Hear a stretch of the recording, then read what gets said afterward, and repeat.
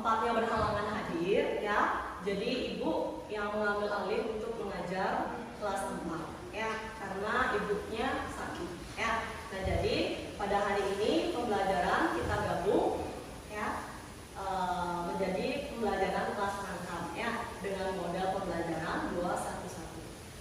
Jadi anak-anak, ibu mau tanya dulu sama kalian.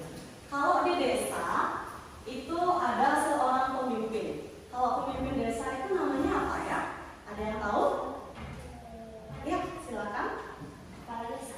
Iya, jadi pemimpin di sebuah desa itu namanya kepala desa. Oke, bagus sekali ya. Nah, jika di suatu negara Indonesia juga, oke, pemimpin sebuah negara itu namanya apa ya? Ya, silakan. Presiden, ya betul sekali ya. Nah, jadi pada pembelajaran kali ini, setelah pembelajaran ibu harap untuk kelas 5 ya, mampu mendeskripsikan bentuk negara kesatuan Republik Indonesia ya, atau NKRI. Kemudian mampu mendeskripsikan ciri-ciri negara kesatuan Republik Indonesia ya. Jadi itu tujuan pembelajaran di kelas 5. Kemudian di kelas 4. Kelas 4 itu nanti setelah pembelajaran, ibu harap kalian mampu menyebutkan dan menjelaskan peran lembaga di pemerintahan desa maupun kecamatan ya. Ibu langsung saja ke materi kelas 5 dulu. NKRI. Silakan lihat slide-nya anak-anak ya. NKRI adalah negara yang berbentuk kesatuan, yang artinya seluruh wilayah Indonesia merupakan satu kesatuan yang tidak terbagi menjadi negara-negara bagian ya. Jadi pemerintahan pusat itu memegang kekuasaan tertinggi meskipun ada otonomi daerah ya anak-anak ya. Jadi negara itu bersatu dalam sistem pemerintahan, hukum dan kedaulatan ya, meskipun kaya akan keberagaman suku, agama dan budaya ya. Kemudian ciri-ciri negara kesatuan Republik Indonesia. Itu yang pertama, satu pemerintahan pusat ya. Jadi pemerintah pusat memiliki kekuasaan tertinggi atas seluruh wilayah negara. Contohnya, Presiden, DPR, dan Kementerian mengatur seluruh Indonesia atau seluruh wilayah Indonesia ya. Kemudian satu konstitusi. Konstitusi di sini itu maksudnya Undang-Undang Dasar 1945 ya. Jadi seluruh wilayah Indonesia itu diatur oleh satu undang-undang, yaitu Undang-Undang Dasar 1945 ya. Nah, kemudian terdiri dari satu kepala negara, yaitu dipimpin oleh presiden ya. Tuh. Kemudian yang kelima, kesatuan bangsa dan budaya. Walaupun Indonesia terdiri dari banyak suku, budaya, adat istiadat, tetapi mereka tetap satu ya. Ya, dikenal dengan semboyan apa anak-anak? Bineka Tunggal Ika. Artinya berbeda-beda tetapi tetap satu jua. ya, walaupun berbeda-beda tetapi tetap satu jua. Oke, bagus. Dan yang terakhir, pembagian wilayah berdasarkan administrasi ya. Jadi wilayah Indonesia itu dibagi menjadi wilayah provinsi, kabupaten, kecamatan, dan desa ya. Yang berikutnya ini mengenai pemerintah desa. Oke, untuk kelas 4 ya, silakan perhatikan struktur organisasi pemerintahan desa ya, yang dimulai dari kepala desa, kemudian terdapat BPD di sana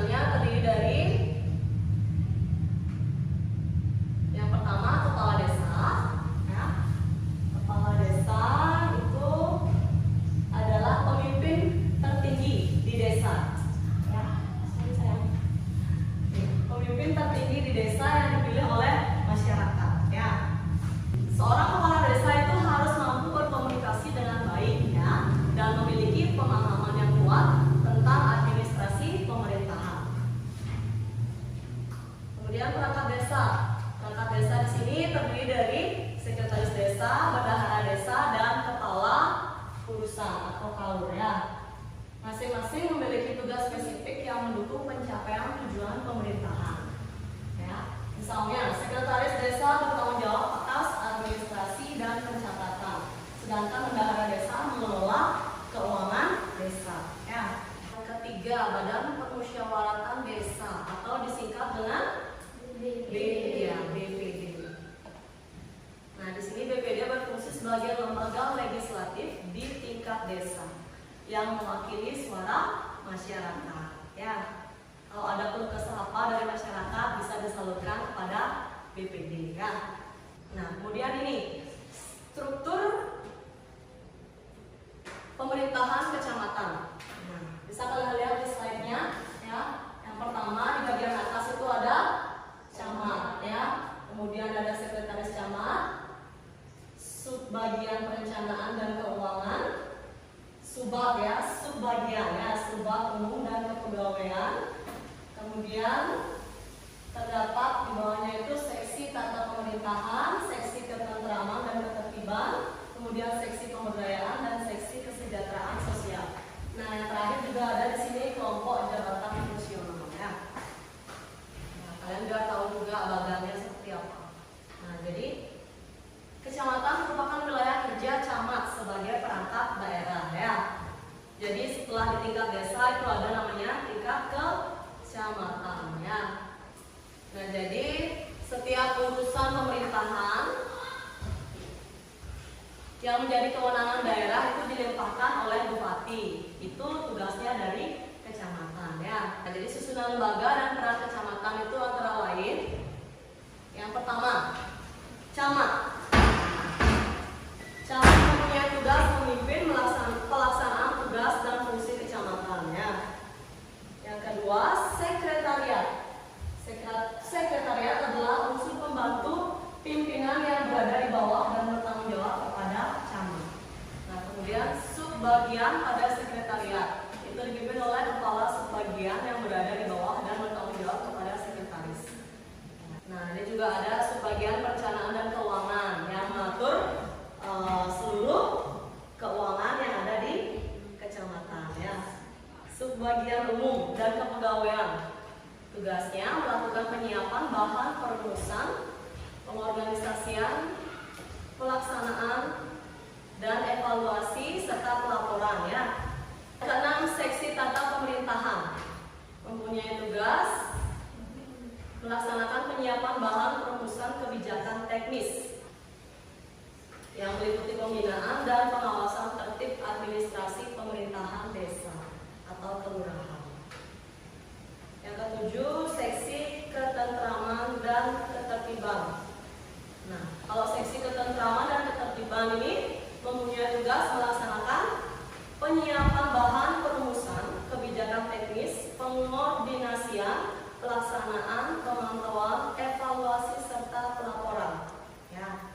Jadi ini bekerja sama dengan TNI, ya, TNI maupun Polri, ya. Kemudian yang ke-8 itu ada seksi pemberdayaan masyarakat, ya. Tugasnya melaksanakan penyiapan bahan perumusan kebijakan teknis, ya, serta evaluasi pelaporan yang meliputi peningkatan partisipasi masyarakat untuk ikut serta dalam perencanaan pembangunan, ya, di lingkup kecamatan. Kemudian yang selanjutnya, seksi pelayanan umum dan kesejahteraan sosial mempunyai tugas. Nah, jadi segala bidang pelayanan dan administrasi itu diatur oleh seksi pelayanan umum dan kesejahteraan sosial, ya, anak-anak, ya. Nah, kemudian terakhir kelompok jabatan fungsional, ya. Nah, ini ditetapkan menurut kebutuhan yang mempunyai tugas melaksanakan kegiatan sesuai jabatan fungsional, ya, yang diatur berdasarkan perundang-undangan. Jadi sekian materi di kelas 4 dan kelas 5 ya. Kira-kira dari apa yang Ibu paparkan ada yang kalian tanyakan anak-anak? Tidak. Sekarang untuk evaluasi di kelas 5 ya, silakan kalian diskusikan bentuk negara kesatuan Republik Indonesia ya, dan ciri-ciri NKRI ya. Silakan diskusi bersama teman-teman ya. Kemudian di kelas 4 ya, Ibu tugaskan kalian untuk membuat bagan susunan pemerintahan desa dan susunan pemerintahan kecamatan sesuai dengan apa yang Ibu tayangkan tadi di slide-nya ya.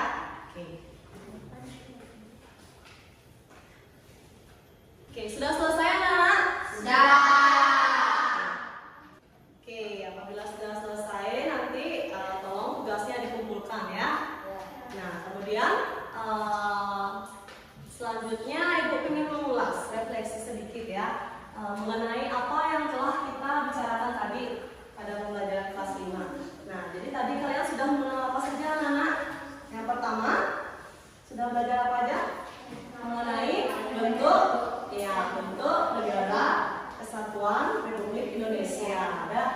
Dan yang kedua, yang mengenai ciri-ciri negara kesatuan Republik Indonesia. Oke. Nah, kemudian di kelas 4. Nah, tadi apa saja yang sudah kita pelajari?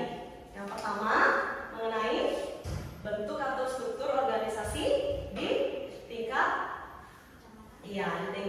desa dan tingkat kecamatan ya. Oke. Nah, sebelum Ibu akhiri pembelajaran kali ini, apakah ada yang ditanyakan anak-anak? Tidak. Oke, baiklah. Jika tidak ada yang ditanyakan, mari kita tutup dengan doa bersama ya. Berdoa mulai. Berdoa selesai. Sampai jumpa.